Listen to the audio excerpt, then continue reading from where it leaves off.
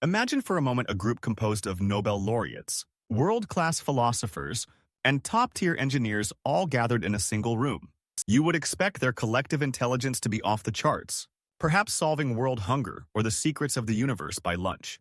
But Gustave Le Bon, the legendary author of the 1895 classic The Crowd, tells us something far more disturbing and deeply counterintuitive.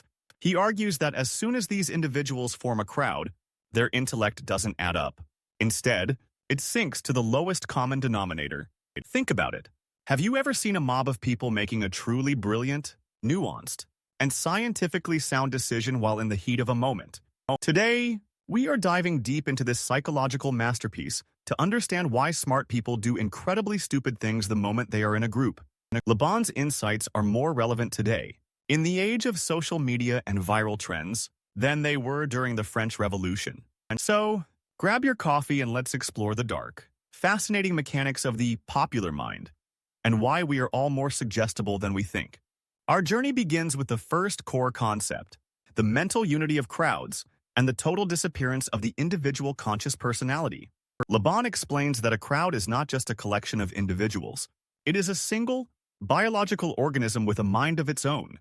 In this state, the individual's conscious will is submerged, and the unconscious, instinctive parts of the brain take the steering wheel of the soul.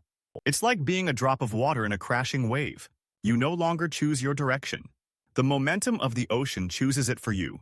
Consider the Black Friday phenomenon, where usually polite and reserved citizens turn into aggressive hunters, fighting over a discounted television set.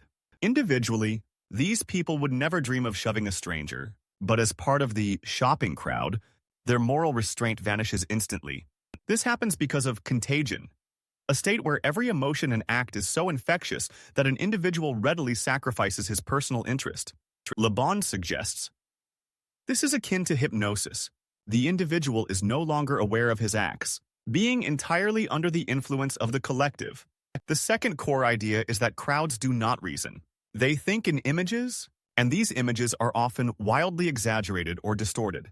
Logic and evidence are the enemies of the crowd because a group cannot process nuance. It only understands black and white, good and evil. If you want to convince a crowd, don't use statistics or logical syllogisms. Instead, use powerful, vivid metaphors that paint a picture in their minds. Think of how modern political campaigns or advertising work. They don't sell you the technical specifications of a policy or a product.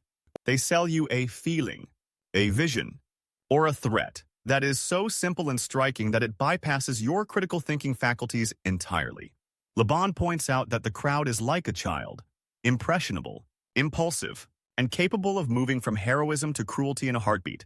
This brings us to our third major point, the role of the leader, or what Le Bon calls the soul of the crowd. Crowds are essentially herds that cannot do without a master. They instinctively seek someone with a strong will to follow. A leader doesn't need to be intelligent or wise. They simply need to possess prestige, that mysterious magnetic force that paralyzes our judgment. The leader uses three main tools to control the masses: affirmation, repetition, and contagion, the holy trinity of psychological manipulation. Affirmation means making bold, concise statements without any proof. The simpler the lie or the promise, the more weight it carries. Then comes repetition, saying the same thing over and over until it is no longer a statement, but an undeniable, subconscious truth. Finally, contagion ensures that the idea spreads from person to person like a wildfire until the entire forest of the crowd is ablaze. We see this today in the echo chambers of the internet, where a single tweet or video can trigger a global wave of outrage or adoration. The digital crowd is even more potent because it never sleeps and has no physical boundaries, making the contagion effect almost instantaneous. Le Bon also warns us that crowds are essentially conservative, despite their often revolutionary and destructive outward appearances. They eventually return to their old habits because they crave order and authority more than they crave the chaos of absolute freedom. By understanding these mechanisms, we can begin to insulate ourselves from the madness of the crowd and regain our individual autonomy. It requires the courage to be the person who says no when everyone else is nodding in rhythmic, unthinking agreement. In conclusion, The Crowd is not just a book about sociology. It's a manual for surviving as a conscious human being in a world of groups. Next time you feel a surge of collective emotion, whether it's anger on Twitter or hype at a concert, Take a deep breath and ask, is this me thinking or the crowd? If you enjoyed this deep dive into the popular mind, please hit the like button and share your thoughts on whether you think we are more like crowds today than ever before. Don't forget to subscribe for more insights into the books that shaped our world and continue to explain our strange, collective behavior. Remember, the most powerful thing you can be in a world of crowds is a person who thinks for themselves. Until next time, stay curious and stay unique. Let's consider a practical example of how Le Bon's prestige works in the modern world of social media, influencers, and tech moguls. When a famous CEO tweets about a niche cryptocurrency, thousands of people rush to buy it without reading a single page of its technical white paper. This isn't a financial decision. It's a crowd reaction driven by the prestige of the leader and the contagion of the fear of missing out. The individual thinks they are making a savvy investment, but in reality, they are just reacting to a stimulus, like a moth drawn to a bright flame. Le Bon also discusses how crowds are incapable of holding a secret. Information within a crowd is distorted and amplified until it becomes a myth. This is why rumors spread so quickly in tight-knit communities or online forums. The crowd needs the story to be dramatic to sustain its collective energy. Even if the facts are boring and mundane, the crowd will dress them up in the vibrant colors of legend and heroism to satisfy its emotional hunger. This emotional hunger is why logical refutations of popular myths almost never work. You cannot kill a dream with a spreadsheet of facts. To change the mind of a crowd, you must offer them a more powerful, more beautiful, or more terrifying dream than the one they currently hold. Le Bon reminds us that civilizations have always been built by individuals but eventually destroyed by the crowds they leave behind. As a civilization ages, it loses its cohesive individual drive and falls into the hands of the masses, who eventually dismantle it through impulsive action. But this isn't a message of despair. It's a call to awareness, a reminder that the flame of reason must be carefully guarded by each of us.